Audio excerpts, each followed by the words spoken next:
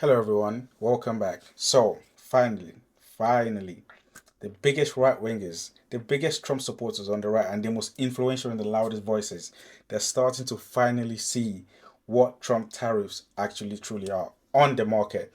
Now that it is finally starting to hit the market and it's starting to tank more and more and more, they're starting to come out and say, hey, you know what? Probably it isn't actually good.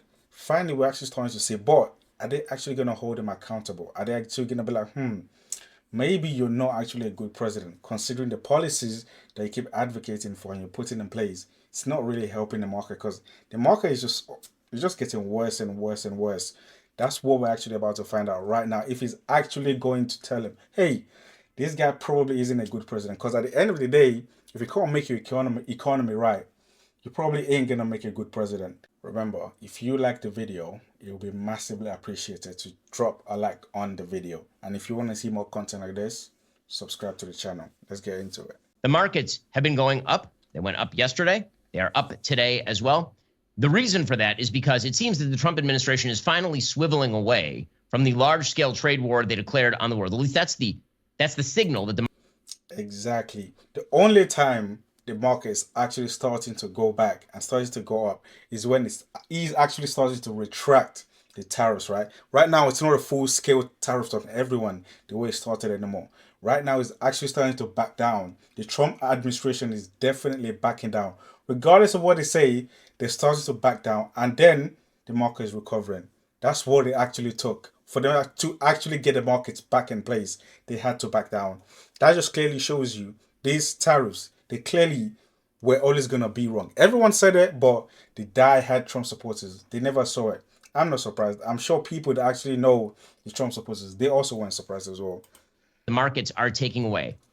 And it was necessitated by the fact that the markets really were tanking. They were in serious trouble. The International Monetary Fund, for example, had suggested that a global economic slowdown was in the cards, according to the Wall Street Journal. The sharp rise in tariffs since the start of the year marks the onset of a new era that will see the most economies grow more slowly than previously expected, with the United States suffering one of the largest hits to its own prospects, according to the IMF. That's what they said.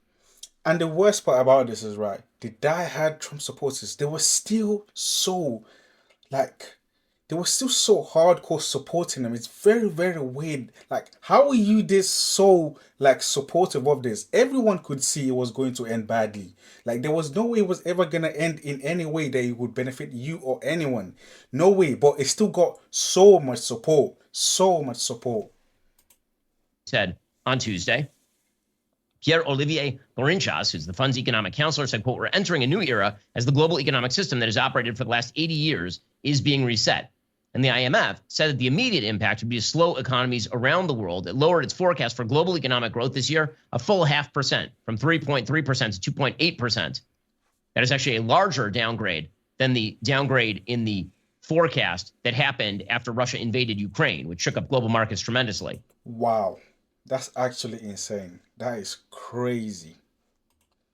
For 2026, it has also revised down global. Considering it's actually self-inflicted, right? The war affecting the economy, it's like, oh, there's nothing we can actually do about it.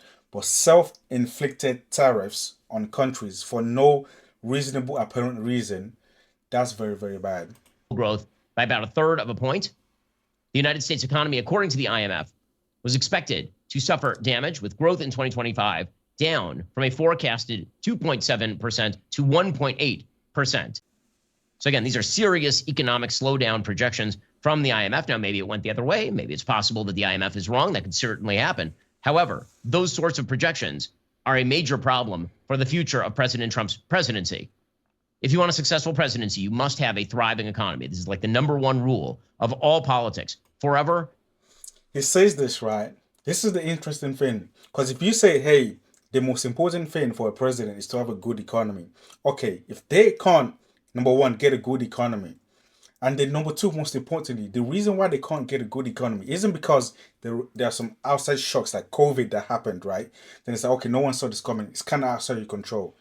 But if what causes the economy to get bad is because of your literally autonomous decision making, where you decided to do things that jeopardizes the safety and the well-being of the economy, What does that truly say about your ability to be a president? If you regard economy as the most important thing for a president, when they choose to literally screw it up by their own choices, shouldn't you also in on the other hand tell them, hey, listen, I don't think that you would be a good president? Because at the end of the day, you're saying this is the most important thing. Because what I want is for him to come out and literally say, this is never gonna happen. But I want him to come out and say, hey, you are not fit for a good president. You're not fit to be president because you can't do the most important thing. But he will never say that. He literally just said right there, the economy is the most important thing. Okay, what if he gets the economy wrong? Oh, it still doesn't matter. He's still a good president. How can you call, like, how can you support, because he still supports him, how can you support the guy that you're literally saying isn't getting the most important thing done? That's the problem right there. They will never ever turn against him because no matter what he does, they will always find a way. They will always find a solution. Oh, no, it's fine this way. It's fine this way. He literally just said it right there. He's not getting the most important thing done, and it's not like a mistake or anything. He's literally making bad economic decisions. And always. Global economic leaders, meanwhile, according to the New York Times, are gathering in Washington this week for the IMF and World Bank meetings. Recent debates over industrial policy and whether the world economy could achieve a soft landing have been replaced by anxiety over the trade war. Well, all of this reversed itself yesterday. The markets actually started to climb. So there are a couple of reasons for this. One, President Trump yesterday reversed a thing that he had been saying about Jerome Powell. So over the weekend, the president of the United States had suggested that he might fire Jerome Powell, the chairman of the Federal Reserve.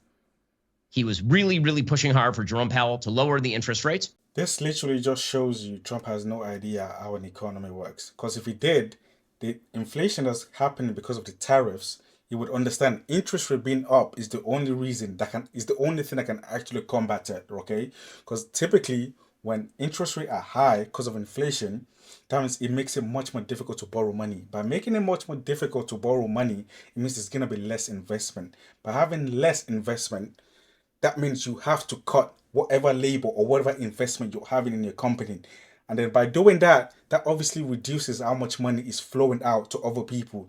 By reducing how much money is flowing out and the aggregate demand going down, that will obviously have to force people that are selling things to reduce the price because the aggregate demand, the overall demand of people, of consumers is going down. That's one of the most important way to combat inflation. But he still doesn't actually understand that because he doesn't understand basic economics, right? That's ultimately the problem. He doesn't understand inflation being high. The only way you can truly combat it, or the most effective way you can truly combat it is by having interest rate being high. Doesn't understand that. He wants interest rate low, inflation high. Why would you ever want that? Fact of the tariffs, but it would actually exacerbate the inflationary effect of the tariffs. The idea was if there's going to be an economic slowdown brought about by lower levels of trade, a market slowdown, maybe injection of more fuel into the economy would suddenly fix that problem. However, the tariff regime was likely to strain supply chains, creating consumer-based inflation. And if you cut the interest rates, that actually exacerbates that inflation. So President Trump was putting heavy pressure on Jerome Powell to cut interest rates again. And so he actually understands it. He understands exactly what that these policies. He understands it, and yet still, he's still back at whack. Clearly, this guy is not good for the American economy. Why can't you see that? the markets weren't having it. They weren't liking it. They were saying the problem here is not Jerome Powell and the interest rates. The problem here is the tariff policy.